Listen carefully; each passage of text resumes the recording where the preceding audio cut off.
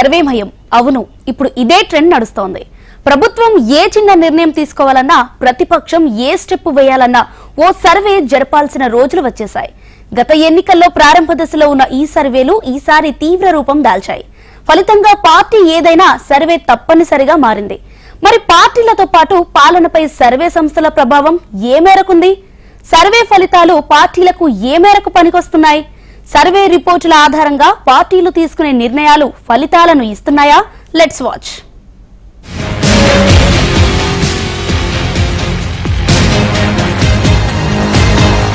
ఎన్నికలు ముగిసిన ఓ 2 ఏళ్ల వరకు ఓకే, కానీ 2 ఏళ్ల తర్వాత అసలు సినిమా ప్రారంభమవుతుంది. ఇప్పటికిప్పుడు ఎన్నికలు జరిగితే అన్న పదం ప్రబలంగా వినిపిస్తోంది. ఇక అక్కడి నుంచే సర్వేల ప్రవాహం ప్రారంభమవుతుంది. రాష్ట్రంలో చీమ చిటుక్కుమన్నా దాని ప్రభావం ఏ పార్టీపై ఎలా ఉందన్న లెక్కలు, అంచనాలు పుంఖానుపుంఖాలుగా బయటికి వస్తూనే ఉంటాయి. సర్వే ఫలితాల ఆధారంగా పార్టీలు అప్రమత్తమవుతాయి. ఇలా సర్వేల సందడి ఎన్నికలకు 3 ఏళ్ల ముందు నుంచే ప్రారంభమవుతుంది.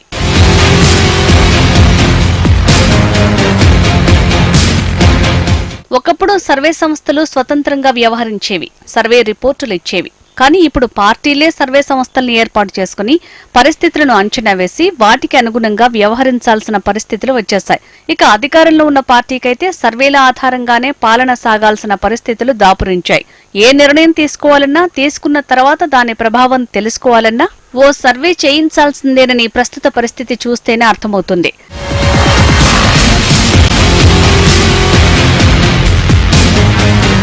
ప్రభుత్వం ఓ కొత్త పథకానికి రూపకల్పన చేయాలనుకుంటే దానిపై ప్రజలు ఏమనుకుంటున్నారు, విపక్షాల నుంచి ఎలాంటి స్పందన వస్తుంది, ప్రజలు ఆ పథకాన్ని ఎలా స్వీకరిస్తారన్న పలు అంశాలపై సర్వే నిర్వహించి రిపోర్టులు తీసుకోవటం పరిపాటిగా మారింది.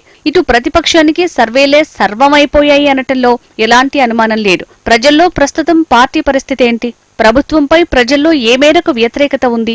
ఎప్పుడు ఎక్కడ ఎలాంటి పోరాటాలు చేస్తే ప్రభుత్వంపై వ్యతిరేకత పెరిగి అది తమ పార్టీకి అనుకూలంగా మారుతుందని సర్వేలు నిర్వహిస్తున్నాయి విపక్ష పార్టీలు.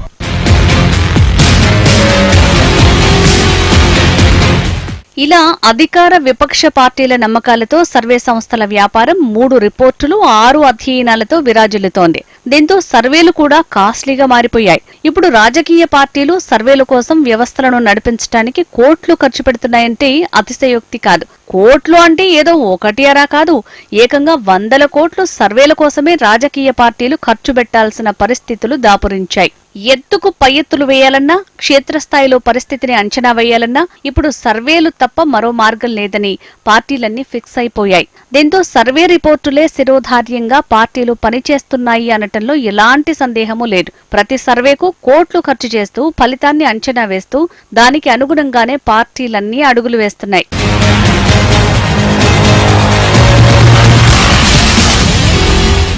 మొత్తంగా సర్వేలు లేకపోతే పార్టీలు సర్వైవ్ కాని పరిస్థితి వచ్చిందని విశ్లేషకులు అంటున్నారు. ఒకప్పుడు సర్వే సంస్థలు థర్డ్ పార్టీ వ్యవస్థగా వ్యవహరిస్తూ రిపోర్టులు ఇస్తే ఇప్పుడు పార్టీలే సర్వే వ్యవస్థలను ఏర్పాటు చేసుకుని పనిచేయాల్సిన పరిస్థితులు వచ్చేశాయి. తొండ ముదిరితే ఓసర వెళ్లి అవుతుందన్నట్లు సర్వే ముదిరితే ప్రీపోల్, ఎగ్జిట్ పోల్ అవుతుంది. ప్రీపోల్ పేరుతో పార్టీలను గందరగోళానికి గురిచేసి ఎగ్జిట్ పోల్ పేరుతో ప్రజలను కన్ఫ్యూజ్ చేయటమే కొందరు సేఫాలజిస్టులు పనిగా పెట్టుకున్నారు. మరి ఈ ఎగ్జిట్ పోల్స్, ప్రీ పోల్ సర్వేలు ఏ మేరకు నిజమవుతాయి? 100% ఖచ్చితత్వం ఉన్న ఎగ్జిట్ పోల్ సర్వే సంస్థలు ఉన్నాయా? Let's watch.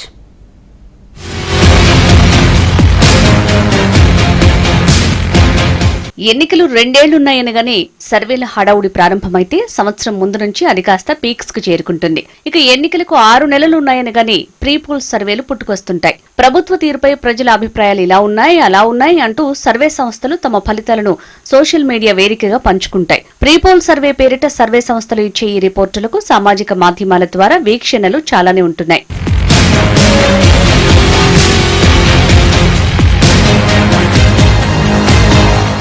సామాజిక మాధ్యమాల్లో సర్వే రిపోర్టులకు వస్తున్న ఈ స్పందననే సెఫాలజిస్టులు క్యాష్ చేసుకుంటున్నారు.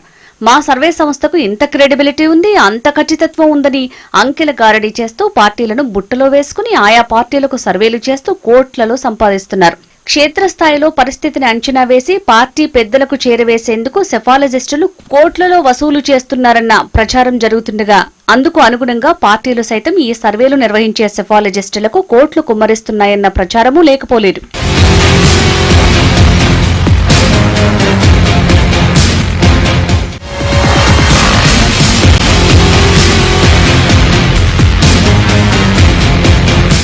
ఇంతలా పార్టీలు సర్వేలను నమ్ముకోవటానికి కారణమూ లేకపోలేదు. పాలనాపరమైన వ్యవహారంలో సర్వేల పాత్ర కొంతమేరకే అయినా పార్టీ వ్యవహారాల్లో మాత్రం సర్వేలు కీలక పాత్ర పోషిస్తున్నాయని చెప్పాలి. ముఖ్యంగా ఎన్నికల సమయంలో అభ్యర్థుల ఎంపిక, ఏ నియోజకవర్గంలో పరిస్థితి ఏంటి, పరిస్థితిని తమకు అనుకూలంగా మార్చుకునేందుకు ఏం చెయ్యాలి, ఏం చేస్తే ప్రజలు తమ పార్టీ వైపు చూస్తారని తెలుసుకునేందుకు పార్టీలన్నీ సర్వేలను నమ్ముకోక తప్పని పరిస్థితి నెలకొంది.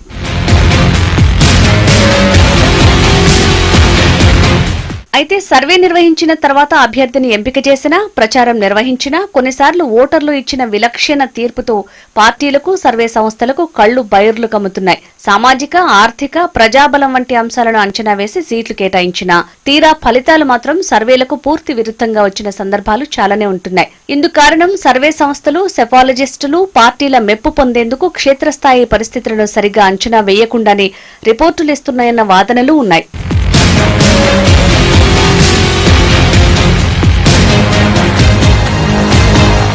ఫలితంగా కోట్లు ఖర్చు చేసినా పరిస్థితిని సరిగ్గా అంచనా వేయలేక పార్టీలు ఓటమిని చూడాల్సి వస్తోంది. కనీసం పోలింగ్ జరిగిన తర్వాతైనా సర్వే సంస్థలు అసలు ఫలితాలకు దగ్గరగా అంచనాలు వెల్లడిస్తున్నాయా అంటే అది లేదు. 100% ఖచ్చితత్వంతో ఏ సర్వే సంస్థ ఇంతవరకు లెక్కలుగట్టిన పరిస్థితి కనిపించలేదు.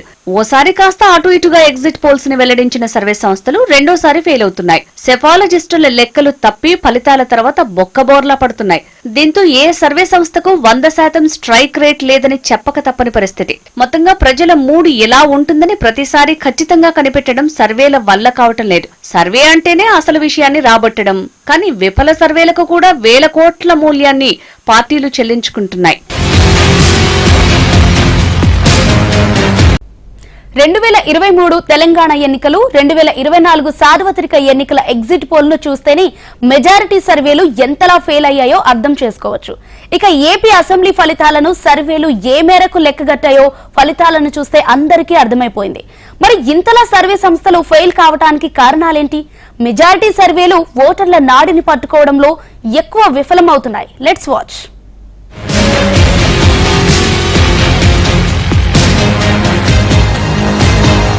2023 తెలంగాణ అసెంబ్లీ ఎన్నికలకు 3 నెలల ముందు సర్వేలన్నీ బీఆర్ఎస్ పార్టీకి భారీ విజయం ఖాయమని రిపోర్టు ఇచ్చాయి. కానీ చాప కింద నీరులా కాంగ్రెస్ విస్తరిస్తుందని ఒకటంటే ఒక్క సర్వే కూడా పసిగట్టలేకపోయింది. కనీసం నెల రోజుల ముందైనా సర్వే సంస్థలు పక్కాగా లెక్కలు చెప్పాయా అంటే అది లేదు. చివరికి ఎగ్జిట్ పోల్స్ లో కూడా మెజారిటీ సర్వేలు బీఆర్ఎస్ కి పరిస్థితి అనుకూలంగా ఉందని అంకెలతో సహా రిపోర్టులు వెల్లడించాయి. కట్ చేస్తే తెలంగాణలో కాంగ్రెస్ పార్టీ అధికారంలోకి వచ్చింది.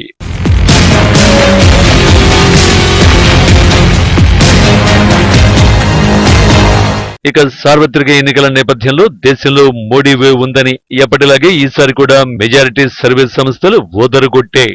మోడీ హవా హైప్ నేపథ్యంలో రాబోయే ఫలితాన్ని ఎవరూ పరిగణనలోకి తీసుకోలేదు. పేరొందిన సర్వేలేవి 300 మొదలు మోడీకి 1 సీటు తక్కువ ఇవ్వలేదు. కొన్ని సర్వే సంస్థలైతే బీజేపీ నాయకులు ప్రచారంలో 400 సీట్లంటే 401 సీటు ఇచ్చి కమలంపై తమ అభిమానాన్ని చాటుకునే ప్రయత్నాలు చేశాయి. కట్ చేస్తే బీజేపీ సొంతంగా ప్రభుత్వాన్ని ఏర్పాటు చేసే బలం లేకుండా భాగస్వామ్య పార్టీలతో ప్రభుత్వాన్ని పంచుకునే పరిస్థితి వచ్చింది. కనీసం యూపీలో కూడా బీజేపీ ఏ మేరకు పట్టు కోల్పోతుందో చెప్పడంలో పేరొందిన జాతీయ సర్వే సంస్థలు విఫలమయ్యాయని చెప్పక తప్పదు.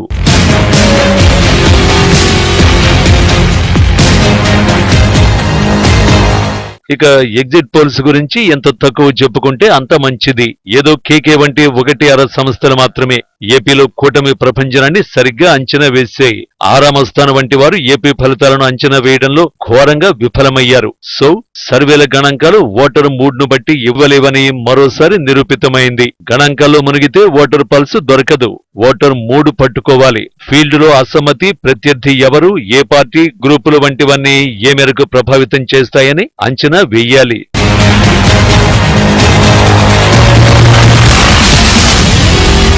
ఎగ్జిట్ పోల్ కు కొన్ని లెక్కలుంటాయి.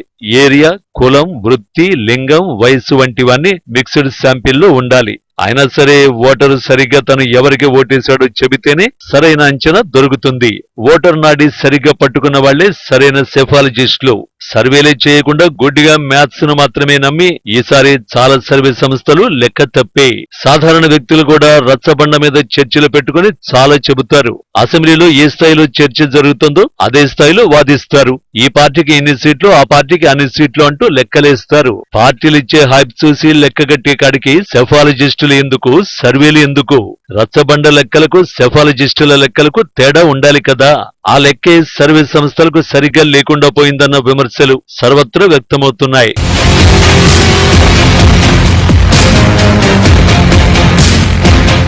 ప్రభుత్వ ప్రతిపక్షాలు తమ పాత్ర తాము సరిగ్గా నిర్వహిస్తే సర్వేల అక్కరే ఉండదు. పని చేయకుండా ఫలితం ఎలా ఉందో తెలుసుకోవాలన్న పార్టీల ఉత్సాహమే ఖచ్చితత్వం లేని సర్వే సంస్థల పాలిట కాసుల వర్షం కురిపిస్తోంది. సర్వేలను వేల కోట్ల వ్యవహారంగా మార్చేసింది.